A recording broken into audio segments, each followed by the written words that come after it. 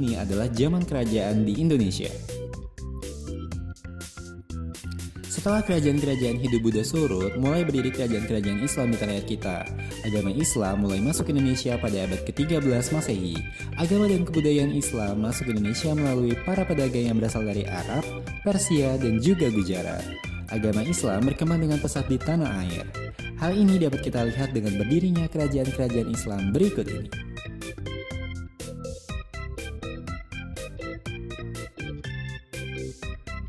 Pertama, Kerajaan Samudra Pasai. Samudra Pasai merupakan kerajaan Islam pertama di Indonesia. Letaknya di daerah Lok Sumawe, pantai timur Aceh. Pusat pemerintahan Kesultanan Pasai terletak antara Kroeng Jambu Aye dan Kroeng Pase, Aceh Utara. Raja-rajanya adalah Sultan Malik As-Saleh. Kemudian ada Sultan Muhammad yang bergelar Malik Al-Tahir, Sultan Ahmad yang bergelar Malik Az-Zahir,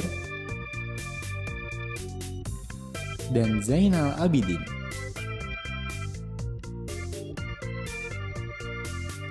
Menjelang masa-masa akhir pemerintahan Kesultanan Pasai, terjadi beberapa pertikaian di Pasai yang mengakibatkan perang saudara. Pada pertengahan abad ke-15, Samudra Pasai mengalami kemunduran karena diserang oleh Kerajaan Aceh. Kedua, Kerajaan atau Kesultanan Ternate dan Tidore. Kesultanan Ternate merupakan salah satu dari 4 kerajaan Islam di Kepulauan Maluku dan merupakan salah satu kerajaan Islam tertua di Nusantara. Kerajaan ini didirikan oleh Bab Masyur Malamo pada tahun 1257. Kesultanan Ternate menikmati kegemilangan di paruh abad ke-16 berkat perdagangan rempah-rempah dan kekuatan militernya. Pada masa jaya kekuasaannya membentang mencakup wilayah Maluku, Sulawesi bagian utara, timur, dan tengah, bagian selatan Kepulauan Filipina hingga sejauh Kepulauan Marshall di Filipina.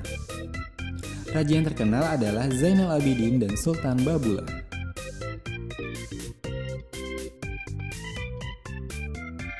Sementara itu, Kerajaan Tidore terletak di sebelah selatan Ternate.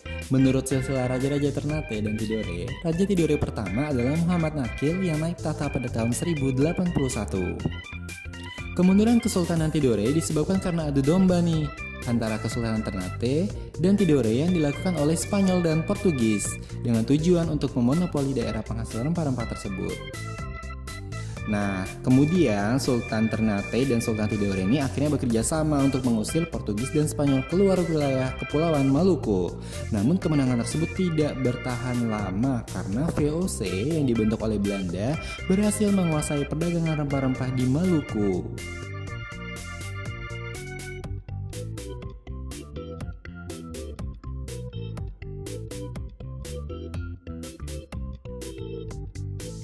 Ketiga, Kerajaan Demak. Kerajaan Demak adalah kerajaan Islam pertama dan terbesar di pantai utara Jawa. Didirikan oleh Raden Patah pada tahun 1478.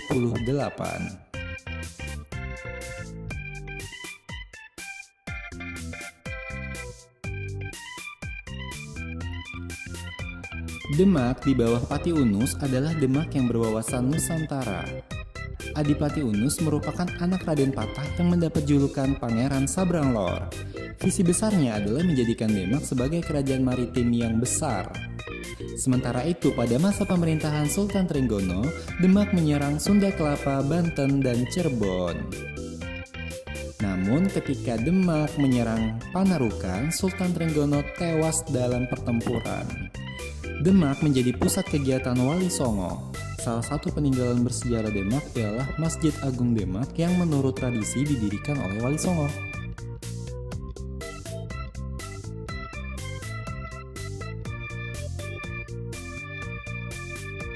Keempat, Kerajaan Aceh. Kerajaan Aceh merupakan sebuah kerajaan Islam yang pernah berdiri di Provinsi Aceh, Indonesia.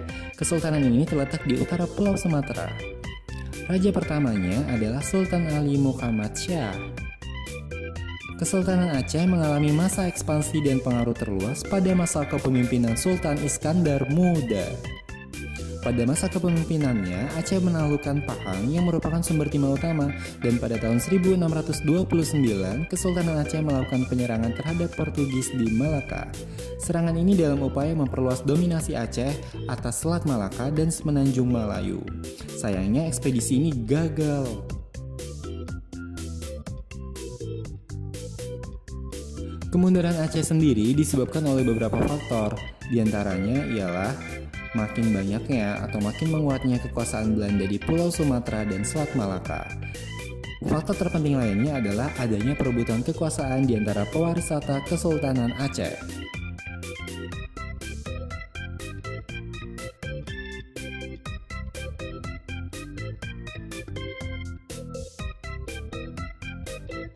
Kelima, Kerajaan Banten. Kesultanan Banten adalah sebuah kerajaan Islam yang pernah berdiri di Tatar Pasundan, Provinsi Banten, Indonesia.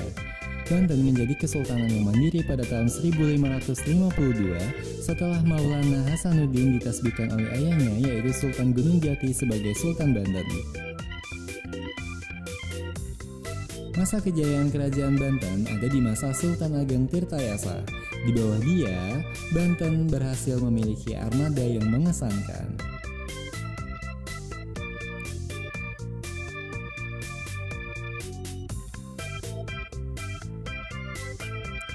Perang saudara dan persaingan dengan kekuatan global memperebutkan sumber daya maupun perdagangan serta ketergantungan akan persenjataan telah melemahkan hegemoni Kesultanan Banten atas wilayahnya. Kekuasaan politik Kesultanan Banten akhirnya runtuh pada tahun 1813.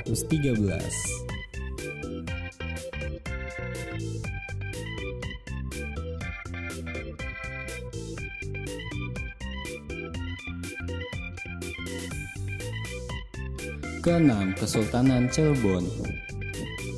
Kesultanan Cirebon adalah sebuah kesultanan Islam ternama di Jawa Barat pada abad ke-15 dan 16 Masehi. Raja pertamanya adalah Pangeran Cakrabuana yang merupakan anak dari Prabu Siliwangi. Ia mendirikan Dalam Agung Pangkuati dan membentuk pemerintahan di Cirebon pada tahun 1430 Masehi. Kemudian Pangeran Cakrabuana digantikan Syarif Hidayatullah atau dikenal dengan Sunan Gunung Jati. Pertumbuhan dan perkembangannya pesat pada Kesultanan Cirebon dimulai oleh Syarif Hidayatullah atau Sunan Gunung Jati. Sunan Gunung Jati inilah yang kemudian diyakini sebagai leluhur dari dinasti Raja-Raja Kesultanan Cirebon dan Kesultanan Banten serta penyebar agama Islam di Jawa Barat.